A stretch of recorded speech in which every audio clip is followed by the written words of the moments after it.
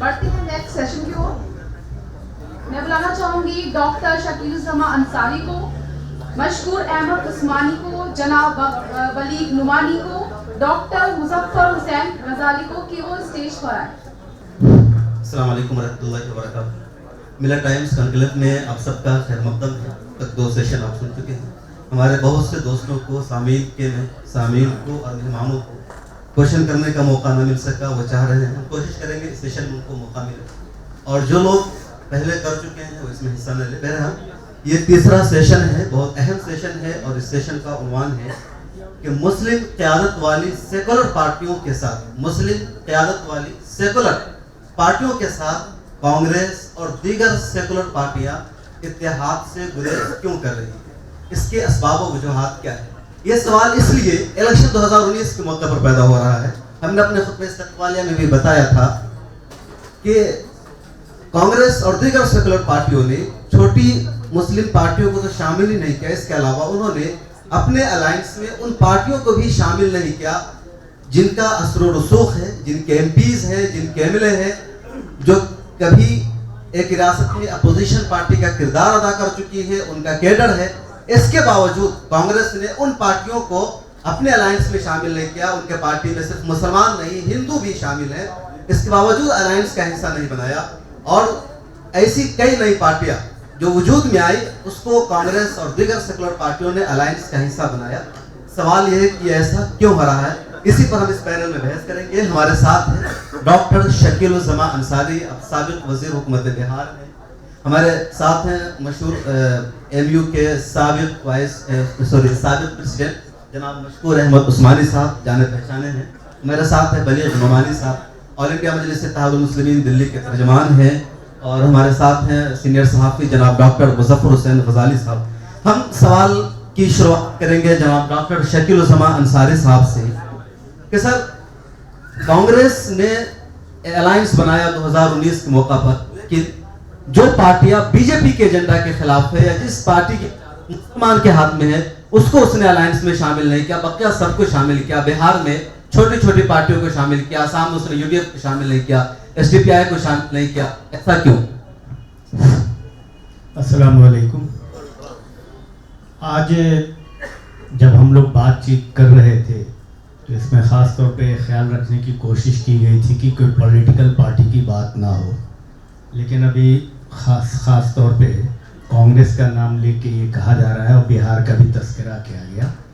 तो मैं 2 बात बताता हूँ बिहार के लिए ही, कि बिहार में कांग्रेस पार्टी ने जो इत्तेहाद किया लालू प्रसाद यादव के आरजेडी से, और उसके साथ कुछ और पार्टियां टैग हुई हैं, तो वो हम वहाँ सेकेंडरी हैं, हम प्राइमरी नहीं थे। आरजेडी प्राइमरी है। यहाँ तक कि आपने अखबारात में और डेली टीवी और पर सुन रहे हैं कि कभी हमें 15 सीट का ऑफर मिला, कभी 13 हुआ, फिर 11 हुआ, फिर 9 पर आ गए, और उसमें कई हमारे मुअज़्ज़ज़ लीडरों को भी जगह नहीं मिल पाई। तो हम ये समझते हैं कि जो अभी का माहौल है, उस माहौल में, एक सेकंड में अपनी बात ख़त्म कर दूंगा, जो अभी का माहौल है उस माहौल में जो रीजनल पार्टियां हैं वो अपना स्पेस बढ़ाना चाहती हैं, और उसकी वजह से अगर बिहार में भी जितने कम सीट पर कांग्रेस लड़ने को तैयार हुई, अगर इनकार करते तो आप में से बैठे हुए ज़्यादातर लोगों का ये शक होता और कहते कि कांग्रेस पार्टी भी अभी भी गुरूर में है, जबकि एक बड़े हिटलर के साथ या किसी और के साथ हमारा मुकाबला है। इसलिए हम वहाँ नहीं कह सकते। सर, मैं आपको टोकूंगा, बिहार की बात छोड़िए, आसाम में कांग्रेस यूडीएफ के साथ अलायंस नहीं किया। दोनों यूडीएफ की लीडरशिप कांग्रेस के साथ 5 साल शाना बशाना खड़ी रही। 2016 के ज़िमनी इलेक्शन में कांग्रेस ने कहा कि आप हमारे साथ अलायंस कीजिए, उन्होंने अलायंस नहीं किया, और बिल आखिर वहाँ बीजेपी की हुकूमत बनी। 2019 में भी आपने अलायंस नहीं किया, तो वहाँ तो आप कर सकते थे, आपने नहीं किया। इवन उन्होंने 11 सीटों पर अपने उम्मीदवार खड़े नहीं किए, आपने तमाम 14 सीटों पर अपने उम्मीदवार खड़े कर दिए। तो मतलब है कि कांग्रेस बीजेपी को सपोर्ट कर रही है अंदरूनी खाना, या मुस्लिम लीडरशिप वाली पार्टियों को वो खत्म करना चाहती है। देखिए, आप अगर आसाम की पॉलिटिक्स का अंदाज़ा कीजिए तो आप जब अलायंस में यूडीएफ की बात करते हैं और जब बिना अलायंस, अभी बीजेपी आने से उससे पहले जब अलायंस की बातें हुई लेकिन सीट के मामले पर जब तय नहीं हो पाया, दोनों अलग अलग लड़े, तो कांग्रेस की भी सीट बढ़ी थी और यूडीएफ भी अपोजिशन की एक बड़ी लीडर, बड़ी पार्टी होके वहाँ उभर के सामने आई है। लेकिन वहाँ जब कॉमनल लाइन पर जब आगे बढ़ गए तो कांग्रेस को घाटा हो गया, क्योंकि वो वोट जो उनका तोड़ा था वो लोग वो थे जो जहनी तौर पे कम्युनल पार्टियों से मुतासिर थे, लेकिन वो यूडीएफ सामने सामने जो आ गई है। तो कई बार आपको अभी पहले भी सेशन में आया है कि आज का इलेक्शन को पोलराइज करने की कोशिश की जा रही है कम्युनल लाइन पर, और उसका टारगेट हम बनाए जा रहे हैं। हम के मतलब मुसलमान बनाए जा रहे हैं। मुसलमान के नाम से कहा जा रहा है हर दिन कि वो पार्टी पाकिस्तान के साथ सपोर्ट कर रही, वो पार्टी यूडीएफ और मुस्लिम लीग से मिली हुई, वो पार्टी टेररिस्ट से मिली हुई है। एक सेकंड में अपनी बात खत्म कर दूं। तो अभी जो माहौल है, अगर उसमें हम अपनी स्ट्रेटजी तौर पे सही नहीं करेंगे, अगर हम अपना डिस्प्ले मुसलमान जोश में आके अगर डिस्प्ले वही जो हमारे भाई ने कहा, एतराज किया, बहुत सही एतराज किया कि हम जंग बदर को याद कराते हैं। आज वो जंग बदर अभी नहीं आए। जब हम खुद ही अपना हाल देख लें कि हम किसी को मानने को तैयार हैं, एक बात। दूसरी बात यह है कि मुसलमान सारे मुसलमानों के मसाइल को हल करने के लिए लगे हैं? नहीं लगे हैं। मुसलमानों, अभी दलित तबके की बहुत सारी बातचीत हुई, मुसलमानों के ओबीसी और दलित तबकों की बात मुस्लिम लीडरशिप नहीं कहीं करती है। मैं 6 साल तक कमीशन का मेंबर रहा, ओबीसी कमीशन का, कभी किसी को एक दरखास्त लेके आते हुए मुस्लिम लीडर को नहीं देखा कि ओबीसी में इनको डालना चाहिए, इस कम्युनिटी को डालना चाहिए। मुस्लिम रिजर्वेशन की बात जरूर कर देते हैं जो होने वाला कॉन्स्टिट्यूशनल नहीं है, लेकिन 80%, 60%, 50% मुसलमानों की आबादी जो पिछड़ी है, पिछड़े हैं, उनको अगर रिजर्वेशन का लाभ दे दिया जाए तो क्या हर्ज होता है? तो हम तो अपनी आगे बढ़ेंगे। मशकूर अहमद उस्मानी साहब, इस अलायंस में 2019 में जो हुआ, मुस्लिम लीडरशिप वाली पार्टी को कहीं भी किसी भी अलायंस में जगह नहीं दी गई, इसकी क्या वजह आपको लग रही है? हाज़रीन महफिल, अस्सलाम वालेकुम वरहमतुल्लाहि वबरकातुहू। अपनी बात को रखने से पहले मैं इस पोर्टल का, मिल्लत टाइम्स को मुबारकबाद पेश करता हूँ कि आज के इस दौर में जब मीडिया पूरी तरह से कॉर्पोरेटाइज हो चुका है, कॉर्पोरेट फंडिंग है बड़े बड़े चैनल्स को, और वो चैनल इस बात को दिखाने में कहीं भी गुरेज नहीं करते कि हमारे देश के अंदर 42 जवान शहीद हो जाते हैं, तो किस तरह से देश के प्रधानमंत्री की लोकप्रियता बढ़ जाती है।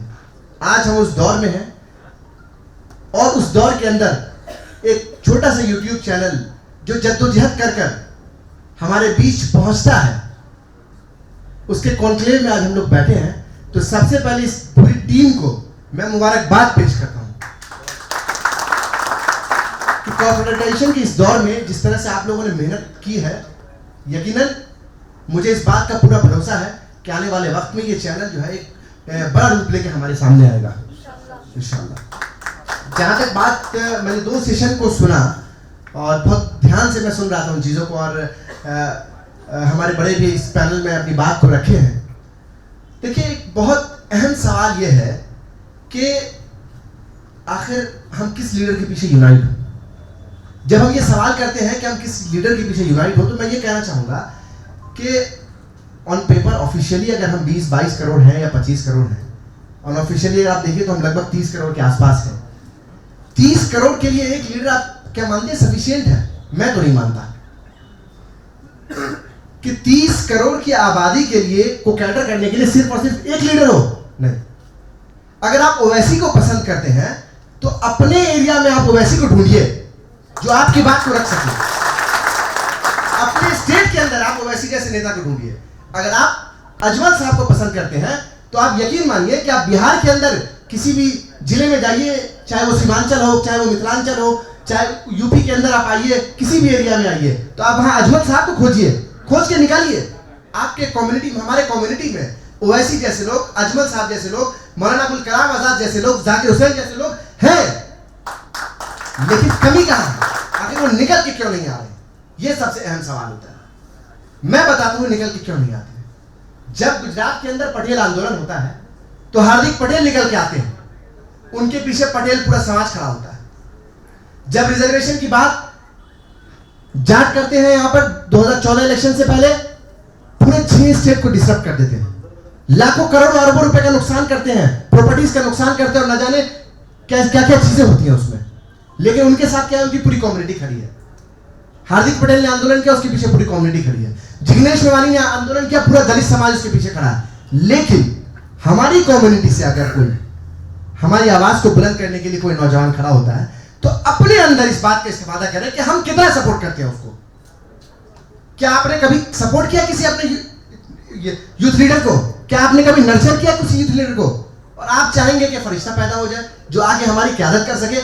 देखिए, क़यादत आपको अपने बीच से, हमारे बीच से निकालनी होगी।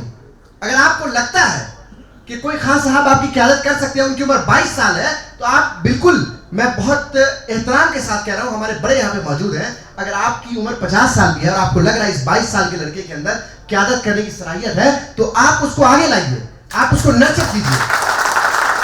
और जब तक हम अपनी कम्युनिटी के अंदर अपनी क़यादत को नर्चर नहीं करेंगे तो फिर भूल जाइए कि आपके हक को कोई आपको देने वाला है, कोई नहीं देगा। हक छीनना पड़ता है। ओवैसी जीत के आते हैं तो पार्लियामेंट में गरजते हैं। क्यों गरजते हैं? क्योंकि वो आजाद है, वो किसी पार्टी का गुलाम नहीं है।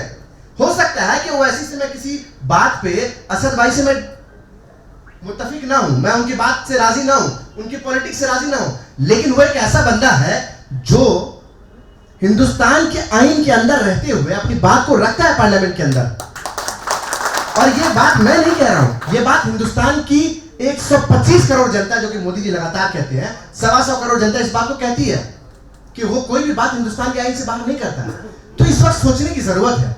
हो सकता है कि ओवैसी साहब जिस लाइन पे काम कर रहे हैं उस लाइन पे हमारे एरिया में, हमारे रीजन में, हमारे शहर, हमारे स्टेट में वो चीजें एप्लीकेबल ना हो, लेकिन जहां पे जो चीजें एप्लीकेबल है वहां पे उन लोगों के साथ अलायंस बना के अपनी लीडरशिप को खड़ी करने की जरूरत है, ताकि आप जब संसद में पहुंचे, जब आप विधानसभा में पहुंचे या लोकसभा में पहुंचे तो अपनी आवाज को बुलंद कर सके। एक बात बस, आखिरी एक बात मैं इसमें जोड़ना चाहूंगा कि अभी तक हमने 70 साल के अंदर, आप ये समझिए कि हमने अपना रहनुमा नहीं चुना, अपना लीडर नहीं चुना, हमने पॉलिटिकल पार्टी के एजेंट्स को चुना। चाहे वो कोई खान साहब हो, चाहे कोई वो हुसैन साहब हो, कोई पठान साहब हो, कोई सैयद साहब हो, हमने पॉलिटिकल पार्टी के एजेंट्स को चुना, अपना लीडर नहीं चुना। और लीडर हम कब चुनेंगे? जब हम अपने बीच से लीडर निकालेंगे, उसको नर्चर करेंगे, उसको सपोर्ट करेंगे, उसको आगे बढ़ाएंगे, तब लीडर निकल के आएगा। नोमानी साहब, यहाँ बात हो रही है कि मुस्लिम लीडरशिप वाली पार्टियों को दीगर पार्टी अलायंस में शामिल नहीं करती है। आखिर ऐसा क्यों हो रहा है कि जो मुस्लिम लीडरशिप वाली पार्टी है, MIM हो, UDF है, PWFI है, वेलफेयर पार्टी ऑफ इंडिया, जो भी पार्टी है, उसको अलायंस में शामिल नहीं किया था? क्योंकि इसलिए कि इनके ऊपर मुसलमान होने का धब्बा है। कांग्रेस को या दीगर पार्टियों को लगता है कि इनके ऊपर एक धब्बा लगा हुआ है, अगर इसको हम शामिल कर लेंगे तो मुस्लिम वोट हिंदू वोट बिखर जाएगा, या कोई और वजह है कि इससे मुस्लिम क़यादत मजबूत हो जाएगी? अस्सलाम वालेकुम वरहमतुल्लाहि वबरकातुहू। सही वक्त पर सही काम ही सियासत है, और आज सही वक्त पर इस प्रोग्राम को करके शम्स तबरेज़ कासमी साहब ने इस बात को बिल्कुल मुकम्मल कर दिया है। और मुझे आज अपने सलार मिल्लत असदुद्दीन ओवैसी साहब की ये बात याद आई। आपने कहा कि आखिर सेक्युलर पार्टीज अपने अंदर मुस्लिम लीडर्स को क्यों नहीं चाहती। ये आपने सवाल मेरे दोनों साथियों से भी किया, लेकिन मैं समझता हूँ उस मौजू पे कोई नहीं आया, लेकिन मैं बात रखना चाहता हूँ। देखिए, यहाँ पर जो सेक्युलरिज्म है, जो हमें समझाया जाता है, वो ये है कि अगर आप मुसलमान हैं तो आप अपने हक की बात मत कीजिए। अगर बैरिस्टर असदुद्दीन ओवैसी यहाँ पर अपने हक की बात करते हैं, मुसलमानों की बात करते हैं, तो उन पर कम्युनल होने का ठप्पा लगा दिया जाता है। लेकिन यहाँ पर बहुत सारी पार्टी ऐसी हैं कि नाम में तो बहुत सारों के मोहम्मद लगे हुए हैं, लेकिन जब शरीयत का भी मामला आता है तो वो अपनी आवाज नहीं उठा पाते। तो क्या ये लीडरशिप होती है? अगर ये लीडरशिप है मुसलमानों की, तो मैं समझता हूं हमें ऐसी लीडरशिप की जरूरत नहीं है। आप हमें अपने साथ लें या ना लें, हमें इस बात से फर्क नहीं पड़ता, लेकिन इस मुल्क में जो सचमुच सेक्युलरिज्म को समझते हैं वो हमें अपने साथ ले रहे हैं, हमारे लिए बाहें फैला रहे हैं। इसका बहुत बड़ा एग्जाम्पल आपको मिलेगा महाराष्ट्र में, डॉक्टर प्रकाश अंबेडकर के रूप में।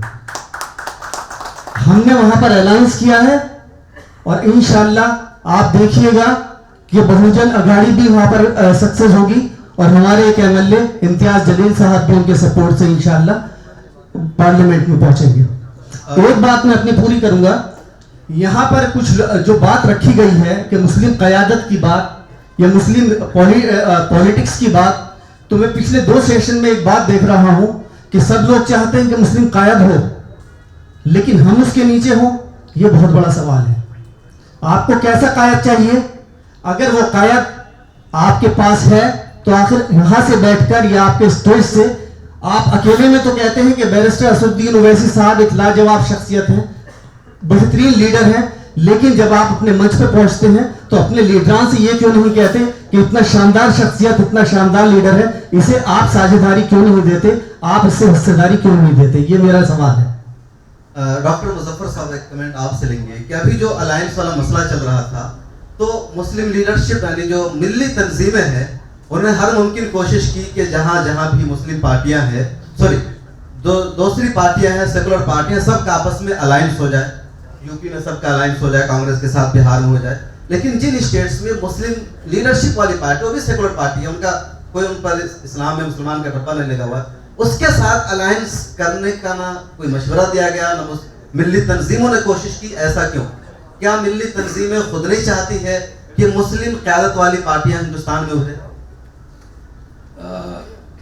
सबसे पहले मैं अपनी बात यहाँ से शुरू करूँगा कि हिंदुस्तान के जो डेमोग्राफी है उसको ध्यान में रखना चाहिए। डेमोग्राफी ये है कि आपका एक बड़ा हिस्सा आपसे कटकर एक अलग मुल्क बन जाता है और उस वक्त हिंदुस्तान में ये तय होता है कि अब मुसलमानों को पॉलिटिकली एम्पावर नहीं होने देना, उनकी कोई ऐसी लीडरशिप न उभरे, ऐसा उनका कोई सिनेरियो पैदा न हो जिससे वो पॉलिटिकली एम्पावर हो जाए। इसका नतीजा ये हुआ कि मुसलमान धीरे धीरे उस जगह पहुंच गए जहां आज वो खड़े हैं। इसमें एक जुमला मैं जोड़ दूंगा क्योंकि मैं तो साहबी हूँ और एक जुमले की कीमत है, मैं तकरीर नहीं करूँगा। जुमला ये है कि मुसलमानों ने इंतहाई सही वक्त पर इंतहाई गलत फैसले लिए और इंतहाई गलत वक्त पर इंतहाई सही फैसले लिए। मसलन हमने जब जनता पार्टी को उठाया और उसका साथ दिया तो उस वक्त ये ध्यान रखना चाहिए कि सैफरन पॉलिटिक्स उस पूरी मूवमेंट को कंट्रोल कर रही थी, लेकिन मुसलमान उसका झंडा उठाकर चल रहे थे। नतीजा ये हुआ, 2 मिनट आपने दिए, 2 मिनट में कंप्लीट करूंगा। नतीजा ये हुआ कि हम पीछे हट गए और जिन लोगों ने हमारे सिर्फ नाम लिया, काम नहीं किया, उन पर हमारे लिए हमारी हिमायत करने का इल्ज़ाम लगा और उन्होंने एक रिपोर्ट लाकर ये बता दिया कि जिन हम पर इल्ज़ाम लगाते हो, हमने मुसलमानों को दलितों से भी बदतर कर दिया। इससे ज़्यादा और क्या चाहते हो? तो मेरा सिर्फ ये कहना है इस कनक्लेव के मार्फत कि मुसलमानों को अपनी तहरीक वहाँ से शुरू करनी पड़ेगी जहाँ से हमने 1857 में छोड़ी थी, यानी हमें सोशल रिफॉर्म की तरफ जाना पड़ेगा। हमने मुसलमानों के मसाइल पे तो बात की, हमने 5 लाख लोग जमा कर दिए पर्सनल लॉ के इशू पर, हमने 5 लाख जमा कर दिए बाबरी मस्जिद के इशू पर, हमने किसी दलित की बेटी की इज्जत लूटने पर कितने लोग जमा किए, हमने किसी आदिवासी को बेहतर किए जाने के बाद कितने लोग जमा किए। तो हमें देखिए हिंदुस्तान में सारी ताकतें इस्तेमाल हो चुकी हैं, एक ताकत है जो इस्तेमाल नहीं हुई और वो ताकत है मुसलमानों की, दलितों की, आदिवासियों की। इसको अगर आप इकट्ठा करने में कामयाब हो जाएं तो जो पॉलिटिकल एम्पावरमेंट है वो आपको मिल जाएगी, लेकिन उसका रास्ता सोशल रिफॉर्म से गुजरता है। बहुत शुक्रिया। और आदिवासियों का इत्तेहाद जरूरी है, तभी कोई सियासी इख्तियार मिल सकता है। हम इस सेशन को यहीं पर रोककर आप ऑडियंस की तरफ आएंगे। अगर आप में से किसी के कुछ सवालात हो तो जरूर पूछें। अस्सलाम वालेकुम रहमतुल्लाह। मेरा सवाल, नाम तो नहीं याद रहा, डॉक्टर शकील जमा अंसारी साहब, आपसे मेरा सवाल रहेगा। यहाँ पे बुनियादी तौर पे एक चीज़ ये है कि जैसे इसका टॉपिक ही है ये बुनियादी तौर पर कि मुस्लिम जो कंट्रोल में जो पार्टियां हैं कांग्रेस उसके साथ क्यों नहीं कर रही है। तो एक बात ये है कि मुसलमानों के अंदर जो कांग्रेस के ज़रिए से 1947 के बाद से रेगुलर वे में जो फेयर कॉम्प्लेक्स पैदा किया गया और 1985 में जवाहरलाल नेहरू के रिकमेंडेशन पर मुसलमानों को एससी से अलग करके और फिर एससी के रिजर्वेशन का मामला किया गया, जिससे मुसलमानों का पॉलिटिकली जो है बहुत नीचे गए, ये भी एक वजह बनी। उसके बाद से रेगुलर वे में फेयर कॉम्प्लेक्स पैदा हुआ, जिसने मुसलमानों के अंदर एक साइकोलॉजी, पॉलिटिकल साइकोलॉजी पैदा कर दी है कि हम किसी तरह सेफ रहें। क्या इसी की वजह से मुस्लिम पार्टियों के साथ वो नहीं आते हैं कि अगर इस बार नहीं आएंगे और वो मेरी वजह से वो हार जाएगा तो मुसलमान उसको ब्लेम करेगा कि तुम खुद भी हारे, कांग्रेस भी हारी और बीजेपी आ गई, इसलिए अगली बार मुसलमान कहेगा कि यार बदरुद्दीन अजमल है या फलां है, इसको सपोर्ट करोगे, फिर बीजेपी आएगी। मजबूरन सारे मुसलमान इन पॉलिटिकल पार्टी को पसंद करते हुए भी कुछ कांग्रेस की तरफ शिफ्ट हो जाएंगे और कांग्रेस इसमें कामयाब हो जाएगी। क्या मुसलमानों के इस साइकोलॉजी को ये एक्सप्लॉइट तो नहीं कर रही है कांग्रेस? और दूसरे हजरात से मेरा सवाल है कि मुसलमानों की साइकोलॉजी का इलाज कैसे होगा? दो सवाल है। दूसरों को देखिए भाई, आपने जो एक सवाल किए हैं आमतौर पर मुसलमानों के जहन में हो सकता है कि आज जो बीजेपी है उसका मुकाबला पूरे मुल्क में अगर कोई पार्टी कर सकती है तो कांग्रेस कर सकती है। कई पार्टियां कहीं हैं कहीं नहीं हैं, नेशनल लेवल पर तो कांग्रेस पार्टी है। दूसरी बात यह है कि हम अपनी औकात अपने ही घटा चुके हैं। आपने पुरानी बात कही, कोई मुस्लिम लीडरशिप ने, मैंने पहले रिजर्वेशन की बात की थी, मैं उसको रिपीट नहीं करना चाहता हूं, लेकिन आप बताइए पॉलिटिकल पार्टियां अगर मजबूत होंगी और वो वोट अपना ट्रांसफर अगर किसी को कराने की ताकत रखेंगी तो कांग्रेस क्या, मोदी आपके कदम के नीचे गिर जाएगा। कांग्रेस तो बहुत, लेकिन हम तो ट्रांसफर करने की भी कोशिश नहीं है। इसी के साथ एक बात मैं और चाह रहा था कहना, हम मुसलमान अभी पहले कह दिया कि पॉलिटिकल पार्टी में हम कहते हैं जब पॉलिटिकल पार्टी के रिप्रेजेंटेटिव हैं, ठीक है, पॉलिटिकल पार्टी टिकट देती है, पॉलिटिकल पार्टी अपने लीडरशिप आपके से उसको जितवाने के जाती है, लेकिन हमारा रवैया क्या है? जब कोई इलेक्शन आता है या कोई है तो हम कहते हैं कि हमारे लीडर, मुसलमानों के लीडर कौन है? बहुगुना साहब हैं। मुसलमानों का लीडर कौन है? जगन्नाथ मिश्रा हैं। मुसलमानों के लीडर कौन है? लालू जी हैं। मुसलमानों के लीडर कौन है? मायावती हैं, केजरीवाल हैं, मुलायम सिंह हैं। लेकिन हम किसी मुसलमान को अपना लीडर मानने को पॉलिटिकल पार्टी में, अपनी पार्टी में भी तैयार नहीं है, और हम अपने कैंडिडेट्स को, अपने बड़े लीडर को भी अपने कंस्टिट्यूएंसी में बुलाने को तैयार नहीं है। तो हमारा तो ये रवैया पहले होता था, जब मुसलमान कहता था कि हम वोट देंगे, कांग्रेस को देंगे, सीपीआई को देंगे, फला को देंगे, चिला को देंगे, लेकिन आप जरा मुसलमान के उस लीडर को मेरे कंस्टिट्यूएंसी में बुला लीजिए तो हम वोट दे देंगे, तो उसकी वक़्त होती थी। आज तो आप कहते हैं कि चलो हटाओ, मुसलमान रिप्रेजेंटेशन जितना घट रहा है उतना अच्छा है। आपके जहन में ये बीजेपी या आरएसएस की तरफ से एक मुहिम जो डाली गई थी पूरी तरीके से आपके दिमाग में फंसी हुई है। आमतौर पे खानों में आप बोलते हैं कि मुसलमान अरे बेकार है इनको जितवाना, जबकि आप बेकार नहीं है। एक एमएलए नाकारा से नाकारा अपनी कंस्टिट्यूएंसी में जीत के जाता है तो वहां के अधिकारी डर से थोड़े से मुसलमान के लिए वीडियो भी अपना दरवाजा खोल देता है। इसलिए ये जो मामला है ये सिर्फ इससे है कि आप खुद अपने लीडर को, फरिश्ता को नहीं, जो भी मौजूद है उसको एम्पावर कीजिए। शुक्रिया सर।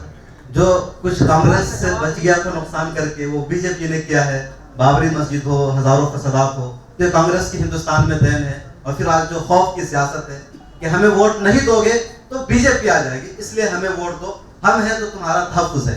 बहरहाल हम अगला सवाल लेंगे। आप मुझे बता दीजिए कि ये सवाल तो मुझे मैम से था, तस्लीम मैम से।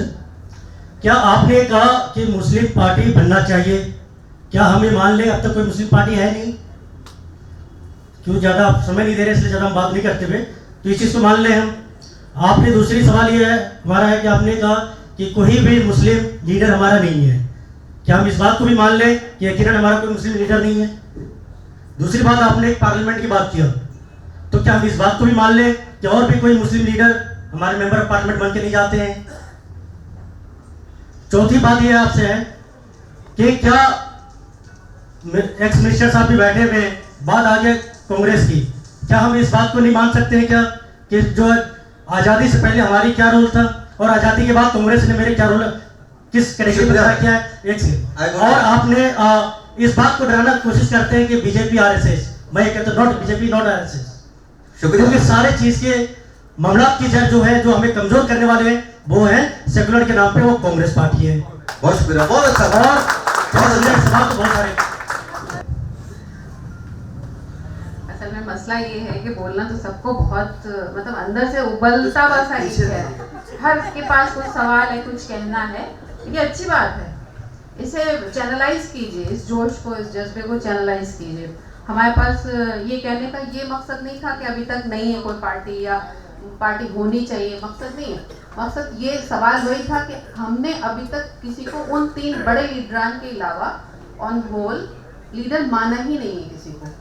जैसे हमारे घर में कोई प्लम्बर आता है, किसी को प्लम्बर बुलाते हैं हम, तो उससे कहते हैं बेटा चलो देख लेना इलेक्ट्रिक का मेरा पंखा नहीं चल रहा, फिर कहते हैं मेरा गैस का नॉब खराब हो गया। मतलब एक ही आदमी से हम सारे काम कराना चाहते हैं। तो हमारी जो मिली तंजीमें हैं उनके सर पे हमने बहुत सारी जिम्मेदारियां डाल रखी हैं और फिर उन्हीं की तरफ देखते हैं कि वही कुछ करेंगी तो होगा। मामला अलग अलग हैं, पार्टियां भी हैं, लेकिन जब वो निकलते हैं, वोट मांगने आते हैं या किसी का साथ लेने आते हैं, तो उस वक्त फिर हम लोकल जो मुद्दे होते हैं या हमारे अपनी बिरादरी के, ज़ात के, उनमें उलझ जाते हैं। तो पहले तो फोकस करना पड़ेगा कि हमारा वोट जो डी वैल्यू हो गया है हिंदुस्तान में, माइनस मतलब मुस्लिम्स पॉलिटिक्स हो रही है, वो हर पार्टी कर रही है। तो जब ये आपको अलग कर दिया गया तो मेरा कहने का मतलब ये है कि यही खुद को मुत्तहिद कर लेना, अपने आप को इस लायक बना लें कि आपसे अलायंस करने लोग आए, आपको ना जाना पड़े। शुक्रिया।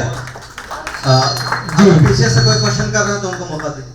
ये 25 करोड़ मुसलमानों की आबादी हिंदुस्तान के अंदर है, तो हम 25 करोड़ मुसलमान किस इंसान को अपना लीडर तस्लीम करें? क्योंकि मुसलमानों की एक पार्टी नहीं है, मुसलमानों की नामो निहात बेइंतहा पार्टियां यहाँ पर। अब उसके अंदर जो मुसलमान लीडर्स हैं ऐसे भी हैं जो अपने आप को मुसलमानों का दम तो उभरते हैं, लेकिन मुसलमान कैंडिडेट के खिलाफ भी खड़ा कर देते हैं दूसरा कैंडिडेट, जैसा कि खलीलाबाद में हुआ। तो ऐसे में फिर क्या करना चाहिए हम लोगों को? क्या हम उनको लीडर मान लें कि जो पार्टी 4 सीट जीत कर आई थी 2012 के इलेक्शन में, 2017 के इलेक्शन में उन्हीं डॉक्टर साहब को हरा दिया गया खलीलाबाद सीट से, तो हम आखिर किसको अपना लीडर तस्लीम करें? मुझे ये सवाल सारे के सारे लोग जो यहाँ पर बैठे हुए पैनल में, उनसे। जहाँ तक मैं समझ पा रहा हूँ कि ये पीस पार्टी की बात हो रही है उत्तर प्रदेश से, मैं किसी एक पॉलिटिकल पार्टी पे कमेंट नहीं करूँगा, लेकिन आप लोगों के एक थोड़ा सा माजी में लेके जाने की कोशिश करूँगा कि आज़ाद हिंदुस्तान में मुसलमानों की कितनी सियासी पार्टियाँ, अच्छी खासी, कुछ के नाम अगर मैं लूँ तो पीस पार्टी है, MIF है, SDPI है, बहुत सारी पार्टीज हैं। मतलब कई सारी तो ऐसी पार्टीज हैं जिनके एड्रेस शायद ओखला, शाहीन बाग और जोगाबाई के होंगे। हकीकत बता रहा हूँ, जो पार्टीज चल रही हैं वो लेटर हेड हैं उनके। लेकिन आखिर इन पार्टीज की फेलियर की वजह क्या है, ये देखना पड़ेगा। क्यों फेल होते हैं? दो वजह समझ में आती है। एक तो ये जो पार्टी बनती है, देखिए पार्टी बनती कब है? मायावती मुख्यमंत्री बन गई, अखिलेश यादव मुलायम सिंह मुख्यमंत्री बन गए, तो क्या अचानक से आए पार्टी लॉन्च की और मुख्यमंत्री बन गए? या अरविंद केजरीवाल मुख्यमंत्री बन गए तो क्या अचानक से आए पार्टी बनाई मुख्यमंत्री बन गए? नहीं। किसी भी पॉलिटिकल विंग का आना, उसके पीछे जो होता है एक सोशल मूवमेंट होता है, और जब तक सोशल मूवमेंट नहीं होगा तब तक पॉलिटिकल पार्टी का जो रिजल्ट है वो नहीं आएगा। एक चीज। दूसरी चीज जो इसमें समझने की है कि हम जितने लोग यहाँ बैठे हुए हैं ना, हर कोई यही चाह रहा है सबसे पहले मैं सांसद बन जाऊं, मैं विधायक बन जाऊं और मैं मंत्री बन जाऊं। तो ये तो अपने अंदर से थोड़ा सा कम करना पड़ेगा, सांसद, विधायक और मंत्री बनना। और अगर इसको कम करेंगे तो सोशल मूवमेंट पे जाएंगे। अगर हम सोशल मूवमेंट करते हैं तो बाई प्रोडक्ट में पॉलिटिकल चीजें आपके पास खुद ब खुद आ जाएगी। उत्तर प्रदेश के अंदर मुलायम सिंह देखिए सोशल मूवमेंट किया, मुख्यमंत्री बन गए। मायावती को देखिए, चुनाव भी नहीं लड़ी, मुख्यमंत्री बन गई। इसी तरह से बिहार के अंदर नीतीश कुमार को देख लीजिए, लालू यादव को देख लीजिए। लेकिन हमारे यहाँ प्रॉब्लम यह है कि हम सोशल मूवमेंट करने को तैयार ही नहीं है, चाहे कोई भी पार्टी हो। हम फौरन देखते हैं, अच्छा ये मुसलमान का डेंसिटी इलाका है, यहाँ पे 70% मुसलमान है, यहाँ 60 है, यहाँ 50 है, चलो यहाँ पे अपनी पार्टी का कैंडिडेट को खड़ा कर दो। तो जब अगर आप इलेक्शन में याद आएंगे, इलेक्शन में आप कहेंगे अरे हम मुसलमान हैं, हम माइनॉरिटी हैं, इसलिए माइनॉरिटी बेल्ट में जाके इलेक्शन लड़ेंगे, वोट कर दें, तो मेरे ख्याल से लोग आपको वोट कर दो, आप मानेंगे। इसके लिए जरूरी है कि आप संगठन को खड़ा करें, इश्यूज को लेके चले। बहुत सारे इश्यूज हैं, आर्टिकल 341 प्रेसिडेंशियल ऑर्डर, ये अपने आप में हिंदुस्तान के आईन को एक कम्युनल रंग देता है, उसको लेके खड़े हो जाइए। जो आपके बेसिक इश्यूज है, हॉस्पिटल नहीं है आपके यहाँ, कोई स्कूल नहीं है आपके इलाकों में, सेकेंडरी एजुकेशन तक नहीं पहुंच पा रहे आपके बच्चे, आप इन पे एजुकेशन को खड़ा कीजिए। यहाँ पे क्या होगा, इन मुद्दों पे आपके साथ वो तमाम लोग आएंगे जो यहाँ पे वंचित है। दलित आएंगे आपके साथ, वो सपोर्ट करेंगे, भैया हमें भी अस्पताल चाहिए, हमें भी शिक्षा चाहिए, एजुकेशन में हमें भी आगे होना चाहिए। तो इस तरह से सोशल मूवमेंट को अगर लेके बढ़ेंगे तो मैं ये मानता हूँ वहां से जो पॉलिटिकल जो बाई प्रोडक्ट निकलेगा वो कहीं ना कहीं कारगर साबित होगा। और यही पे हमारी लीडरशिप फेल हुई है, ये मैं समझता हूँ। हमारा वक्त मुकम्मल हो रहा है। एक आखिरी सवाल जुबैर खान साहब ने काफी देर से इंतजार करने से लेकर। मैं एक बात कहना चाह रहा हूँ कि SC ST OBC और मुस्लिम 85% हो जाते हैं, 85% हो जाते हैं। मुसलमान डरते हैं, मैं सबको कह रहा हूँ, सबके लिए कह रहा हूँ कि मुसलमान डरते हैं कि अगर ओबीसी की पार्टी में चले जाएंगे और अगर वो नहीं जीते तो हमारा क्या हाल होगा, बोलने में भी।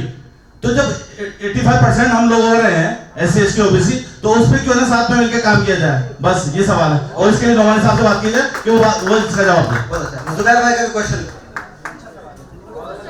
हाँ, यहाँ पर 3 बड़े शब्द लिखे हुए हैं, पॉलिटिकल स्ट्रेटजी ऑफ मुस्लिम्स। मुझे लग रहा है कि पॉलिटिकल बातें भी हो रही हैं और मुसलमानों की भी बातें हो रही हैं। जरा सा क्वेश्चन कर लीजिएगा। लेकिन स्ट्रेटजी नहीं बनाई जा रही है, बहुत अफसोस के साथ में कह रहा हूँ कि स्ट्रेटजी पे बातें नहीं हो रही हैं। और हिकमत अमली जो होती है वो इस वक्त तैयार नहीं होती है जब 99% वोटर क्या नाम है उम्मीदवारों का चयन हो चुका है, पार्टियां कर चुकी हैं। इस वक्त हमें अपने लोकतंत्र को बचाने के लिए बीके मुस्लिम जो हिकमत अमली बनानी है उस पर बात होनी चाहिए थी। वो सबसे पहले ये हो सकती है, मोहतरमा डॉक्टर तस्नीम साहबा ने कहा था कि 64 MLA थे लेकिन कोई नहीं दिया। देखो पॉइंट कर रहा हूँ, आजम खान ने ओवैसी को रोका था, तो इस कैरेक्टर के लोग हमारे संविधान, हमारे असेंबली में और पार्लियामेंट में मौजूद होते हैं। जरूरत इस वक्त ये है कि हम ऐसे कैरेक्टर को आइडेंटिफाई करें और उन सब, चाहे वो मुसलमान हो, किसी ऐसे कैरेक्टर लेस कैंडिडेट को हम वोट न कर दें। एक हम जनरल अपील करें इस फोरम के तहत कि हम ऐसे कैंडिडेट को वोट करें धर्म से उठ के, जाति से उठ के, कास्ट से उठ के और पार्टी से जो ईमानदार हो।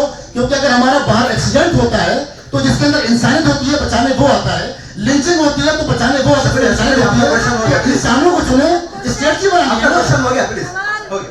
पहले साहब आपसे उन्होंने क्वेश्चन किया था, उस पर जवाब देते हैं। हेलो देखिए, बस थोड़ा सा, इतना अच्छा प्रोग्राम चल रहा है, इनकी कोशिशों को वो दीजिए सर। ऐसा है, हम लेबर हैं और लीडर बनना चाहते हैं, हम किसान का बेटा हैं, हम किसी का पास्ट भी देख रहे हैं, प्रेजेंट भी देख रहे हैं और हम उसको अच्छी तरह से देख रहे हैं कि वो लीडर बनने के लायक है तो क्या हम उसको चुने या जो पहले से बने हुए हैं हम उसको चुने? भाई देखिए, बहुत अच्छा सवाल था मेरे भाई का कि आखिर स्ट्रेटजी कब बनेगी। तो मैं आपको एक बहुत अच्छी बात कह रहा हूँ, यहीं से स्ट्रेटजी बनेगी। हिमाचल में बात फिर अख्तर उल ईमान पर आ रही है। जब मैं आया था शुरुआत भी वही हुई थी। तो अख्तर उल ईमान साहब के लिए अगर पप्पू यादव आगे आ सकते हैं तो वो लोग क्यों आगे नहीं आ सकते जिनके लिए वो वहां पर इलेक्शन लड़ रहे हैं। मैं आपको बता दूं, और मैं बहुत ही जिम्मेदारी के साथ कह रहा हूं कि मुख्तलिफ पार्टियों से, मुख्तलिफ एनजीओ से अलग अलग लोगों ने आकर हमसे ये कहा है कि पार्टी सेकंड, अख्तर उल ईमान फर्स्ट। हम हिमाचल जाएंगे, अख्तर भाई को इंशाअल्लाह जिताएंगे और यहीं से स्ट्रेटजी शुरू होगी, मुस्लिम क़यादत की शुरुआत होगी। अल्लाह ने चाहा आप सब मुत्तहीद हो जाइए और ऐवान में भेजिए अख्तर उल ईमान साहब को। मैं समझता हूँ शुरुआत हो जाएगी। और मैं जवाब वकील जोहरी साहब को भी मिल गया होगा कि हम लोग जब डरेंगे क्यों मेरे भाई, हम क्यों डरेंगे? हमारे इत्तेहाद के साथ तो पप्पू यादव जैसे नेता खुद चल के आ रहे हैं, तो हमें डरना किस बात का? सिर्फ इत्तेहाद चाहिए, इत्तेहाद में आइए और यहाँ से शुरू हो जाएगी नई पॉलिटिक्स। देखिए, आप जो फरमा रहे हैं बहुत सही है। कोई इलेक्शन कैंपेन तो है नहीं कि आपके एक कैंडिडेट का आप यहाँ से कैंपेन कीजिए। इससे इस कॉन्क्लेव का भी इमेज बहुत गिर जाएगा कि लगेगा कि एक आदमी के लिए आपने ये कॉन्क्लेव किया है। किशनगंज की जहां तक बात है, आप मुस्लिम इश्यूज पर डिस्कशन कर रहे हैं। तीनों पॉलिटिकल पार्टी के उम्मीदवार मुसलमान हैं और हर हाल में वहां कोई मुसलमान ही जीतेगा। तो आप इस तरह की बातें अभी यहाँ अगर कंपेन के लिए अगर किया है तो भाई इससे हम लोगों का रिश्ता नहीं होगा और ये स्ट्रेटजी भी नहीं होगी। आखिर वक्त में आप पूरे इलेक्शन को गड़बड़ करने की ये स्ट्रेटजी हो जाएगी। आज स्ट्रेटजी ये है कि कॉमनल फोर्सेस को जहां मजबूत कैंडिडेट आपको मिले उसको जितवाइए ताकि कॉमनल फोर्सेस का आज जो है खात्मा हो और आने वाला इलेक्शन के रिजल्ट के बाद आप पॉलिटिकल पार्टी को बनाइए। इलेक्शन शुरुआत हो गई, अब उसमें आप कोई पॉलिटिकल पार्टी भी नहीं बना सकते। आप किसी एक बड़ी पार्टी पर लगातार आप एतराज जता रहे हैं कांग्रेस पर, जबकि आपको अभी शुक्रिया सर, आपकी बात आ गई। नहीं, एक अरब 30 करोड़, उसमें से बेशतर अब खुद बीजेपी से ज्यादा कांग्रेस को कम्युनल मानती है। और हिंदुस्तान में जो फिरका परस्ती की जड़ है, जो बुनियाद है, बाबरी मस्जिद का इंतजाम हो, भागलपुर का फसाद हो, उसके लिए कांग्रेस जिम्मेदार है। तो ये मत कहिए। देखिए, हमारा मकसद है कि मुसलमान कैसे पॉलिसी बनाए। एक इंटरवेंशन का बहस कर रहे हैं, एक इंटरवेंशन मत कहिए। एक कैंडिडेट के लिए एक हम नजरिया की जंग लड़ रहे हैं, एक नजरिया की बात कर रहे हैं और एक इंटरवेंशन। देखिए, एक और भाई आंसर कमेंट करें। एक इंटरवेंशन देखिए, ये सबसे बड़ी दिक्कत है हमारे अंदर कि हम फौरन जज्बाती हो जाते हैं। चाहे हम स्टेज पे बैठे हो चाहे स्टेज के नीचे बैठे हो, ठीक है, हम जज्बाती हो जाते हैं। देखिए, जब एक किसी मसले पे अगर हम यहाँ डिस्कस कर रहे हैं, देखिए कमी किसके अंदर निकाली जाती है? जो सबसे ज्यादा इख्तिदार में होगा। 70 साल में अगर 60 साल कांग्रेस ने अगर इस देश में राज किया है तो कमी भी तो कांग्रेस के अंदर होगी ना। लेकिन एक सेकंड नहीं, लेकिन मैं ये कहना चाह रहा हूं कि पिछले 5 साल के अंदर जिस तरह से हिंदुस्तान का जो एक सोसाइटी जो हुआ करता था इस मुल्क के अंदर, जिसको बिगाड़ा गया है, जिस तरह से उसको डिस्टर्ब किया गया है, हमें उसके खिलाफ लड़ाई को लड़नी है। और जहां पे हमारी लीडरशिप उभर के आ रही है, बिल्कुल उसको सपोर्ट करें। जहां तक अलायंस की बात है कि कोई मुस्लिम पार्टी के साथ कांग्रेस क्यों नहीं अलायंस करती है, कोई और पार्टी क्यों नहीं अलायंस करती, देखिए बहुत क्लियर सा फंडा है। कोई भी पॉलिटिकल पार्टी अपने आप को कट शॉर्ट नहीं करना चाहती है, चाहे वो कांग्रेस हो, चाहे वो बीजेपी हो, चाहे वो आरजेडी हो। आपको मजबूर करना पड़ेगा उन पॉलिटिकल पार्टीज को कि वो आपके साथ आए और अलायंस करें और वो बराबरी में बैठ के करें। ये मजबूर करना पड़ेगा। ये मजबूर कब होंगे वो पॉलिटिकल पार्टी? जब उनको लगेगा कि अगर उनके कायद कोई फला साहब है जिनके पीछे 2%, 5% या 1% भी वोट है, तो वो आपके साथ बराबरी पे टेबल पे बैठ के डिनर भी करेंगे, आपकी बात भी सुनेंगे और आपको सीट भी देंगे। इस लायक बनना। इसी कमेंट के साथ हम ये इस सेशन के इख्तिताम का ऐलान करते हैं। मशकूर भाई की बात से बात साफ हो गई है कि अगर आज हमारा जो टॉपिक था इस सेशन का कि मुस्लिम सेकुलर क़यादत वाली पार्टियों से दीगर पार्टी अलायंस क्यों नहीं करती है, तो अगर हम अपनी लीडरशिप को मजबूत करते हैं, मुस्लिम लीडरशिप वाली पार्टियों के जो नुमाइंदे खड़े हैं अगर हम उन्हें इक़्तिदार देते हैं, उन्हें जिताते हैं, तो यकीनी तौर पर कल होकर वो पार्टियां जरूर उनके साथ अलायंस करने पर मजबूर होगी। यही सेशन का खुलासा है।